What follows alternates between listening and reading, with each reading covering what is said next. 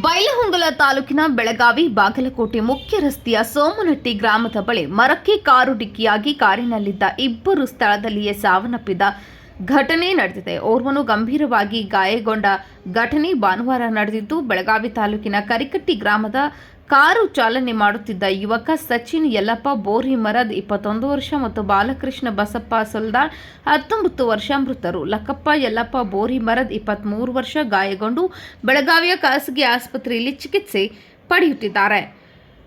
Swift Dzire car Yaragatti ಕಡೆಯಿಂದ ಬೆಳಗಾವಿಯ ಕಡೆಗೆ ತೆರಳುವಾಗ ಸೋಮನಟ್ಟಿ ಗ್ರಾಮದ ಬಳಿ ನಿಯಂತ್ರಣ ತಪ್ಪಿ ಮರಕ್ಕೆ ಡಿಕ್ಕಿಯಾಗಿ ಈ ದುರ್ಘಟನೆ ಸಂಭವಿಸಿದೆ. ಘಟನಾ ಸ್ಥಳಕ್ಕೆ DYSP doctor Veerayya Hiremath, PI Gajanan Naik, PSI Eerappa ರೀತಿ ಹಾಗೂ ಸಿಬ್ಬಂದಿಗಳು ಭೇಟಿ ನೀಡಿದರು. ಗಾಯಾಳುಗಳನ್ನು ಆಸ್ಪತ್ರೆಗೆ ಸಾಗಿಸುವಲ್ಲಿ ಪೊಲೀಸರು ಹಾಗೂ ಗ್ರಾಮಸ್ಥರು ನೆರವಾದರು. ನೇಸರ್ಗಿ ಪೊಲೀಸ್ ಠಾಣೆಯಲ್ಲಿ ದೂರು ದಾಖಲಾಗಿದೆ.